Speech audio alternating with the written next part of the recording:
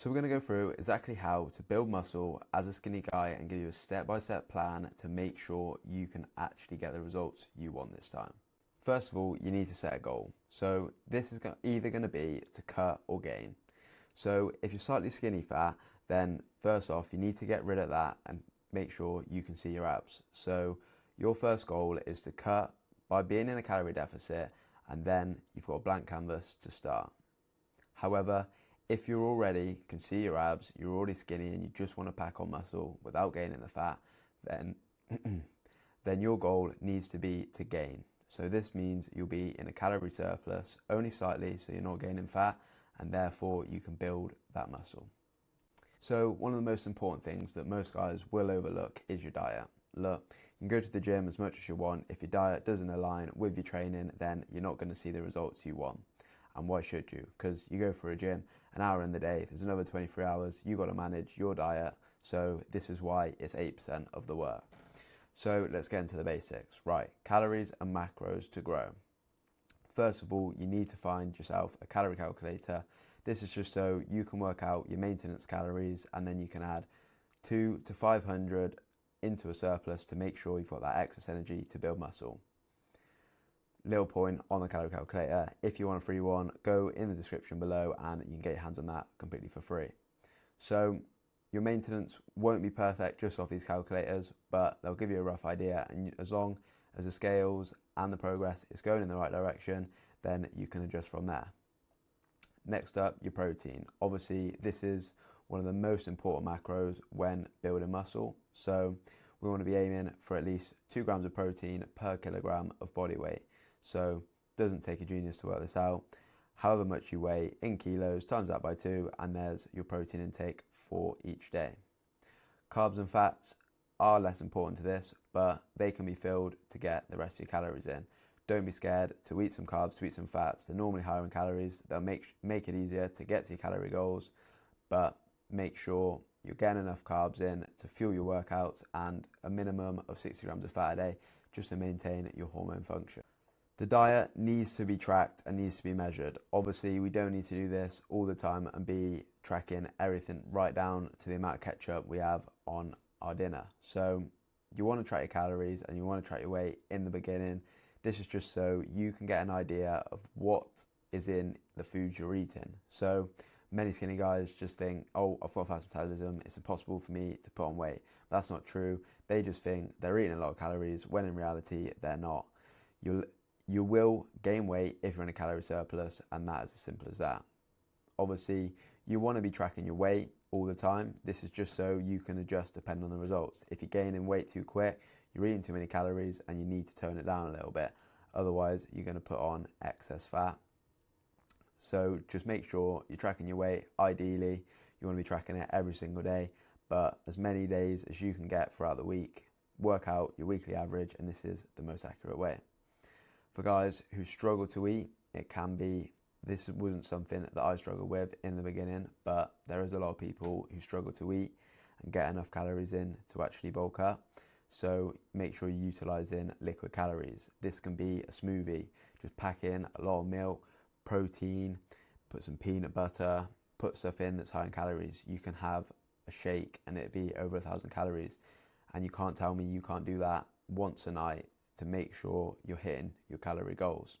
Obviously, other things like olive oils, butter, these sort of things, easy to cook with on your food and will add a lot more calories if you're struggling to get them in. Right, onto the training. So if you want to build muscle, this is the only thing that's actually going to stimulate muscle growth. You need to be putting your body through some sort of resistance training to make sure you're actually getting a stimulus to grow. So stop focusing on the perfect split or the most optimal. Just pick a split that you enjoy that hits all muscle groups throughout the week, ideally hitting everything twice a week, and then just stay consistent with that. Obviously, make sure you're picking the same exercises each and every week. This just makes it easier for you to track your lifts and make sure that you are applying progressive overload. If you're new to the gym, beginners, make sure you prioritize your form over weight. We don't want to see you throwing around heavy weights to impress your friends. That isn't actually going to build you any muscle. Make sure you're focusing on a good range of motion, a good time under tension, and actually thinking about what you're doing when you're lifting weight and not just throwing it around. Obviously, in the beginning, if you've not been to the gym before or you have been away from the gym for a while, 6 to 8 weeks, you can completely transform your body and build a lot of muscle. This is the newbie gains. Obviously, this won't last forever, and the longer you're in the gym, the obviously reduced margin in your muscle growth will happen. But in the beginning, you'll see this massive increase in muscle. So make sure you enjoy that and you take advantage of that while you can. So a lot of people ask me, should you do cardio when you're trying to bulk up?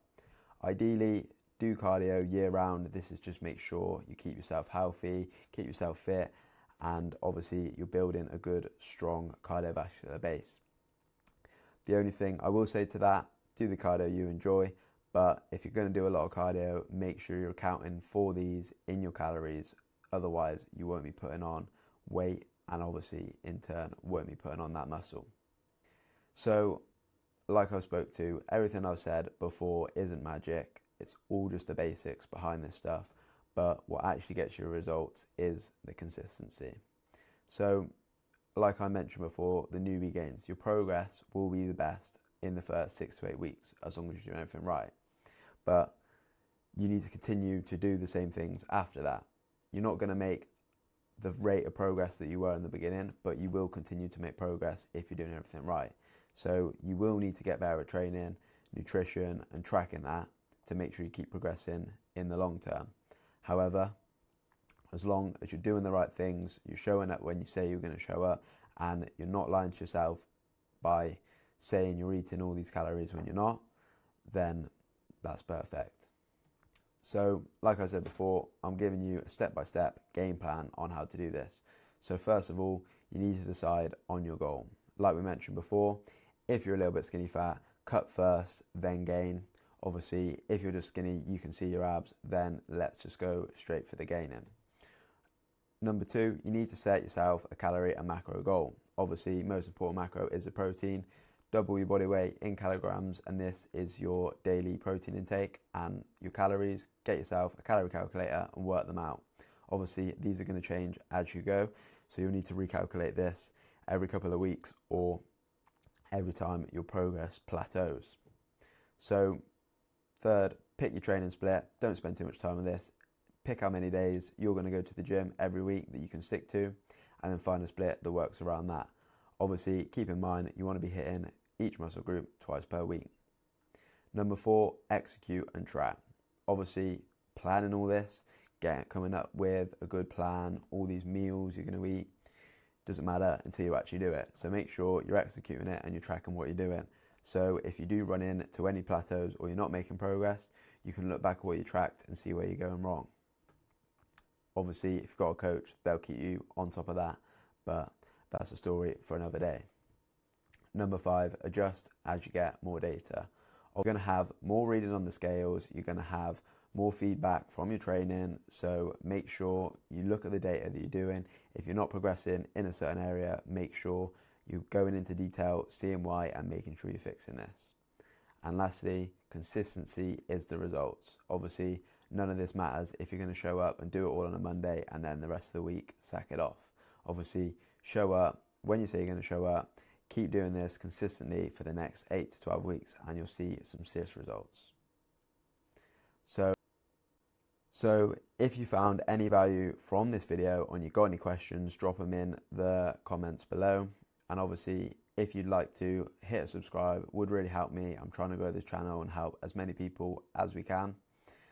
Obviously, go and look in the description, and there's plenty of stuff in there from coaching if you need it. There's plenty of free resources on how to build muscle, and a free calorie calculator like I mentioned previously in the video. So that's all for today, and we'll see you in the next one.